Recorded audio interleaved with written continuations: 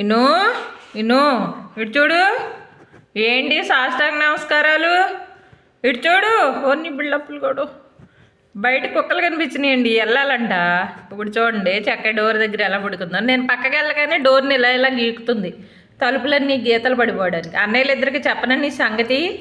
చెప్పనా చెప్పనా మా అన్నయ్యలు ఇద్దరికి చెప్పనా? చెప్పనా నీ ఆశలు? చెప్పనా కుదురుగా ఉంటావా నువ్వు? చెప్పు మరి, చెప్పు, చెప్పాలి. నువ్వు కూడా వెళ్తావా వన్న భోజాలకి? వెళ్తావా వన్న భోజాలకి? మీ ఫ్రెండ్స్ అందరికి కూడా వన్న భోజనాలు పెడితే బాగుంది కదా కన్నయ్య. మమ్మో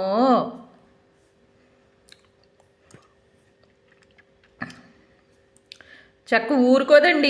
ఇంకెవరన్నా వస్తే ఊరుకోదు, లేకపోతే పిలిచి చక్కగా అన్నం పెట్టేదాన్ని, చక్కగా పెట్టేదాన్ని అన్నం. ఈ దొంగోడు ఊరుకోడు, వాళ్ళు ఊరుకోరండి. భయో భయో భయోమని ఫైటింగ్లు జరిగిపోతూ ఉంటాయి. మనవాడు అస్సలు ఊరుకోడు. ఎదట కుక్కలను చూశాడంటే అసలు ఊరుకోడండి. అరుపులండి, పిచ్చ పిచ్చ అరుపులు, పిచ్చ పిచ్చ, అసలు ఆపలేమన్నమాట. లేకపోతే చక్కగా ఒకరోజు అన్నం వండేసి అన్నిటికి పెట్టేస్తే వన్న భోజాలు అయిపోనావు, చక్కగా అయిపోను వన్న భోజాలు. నువ్వేమో అస్సలు ఊరుకోవు.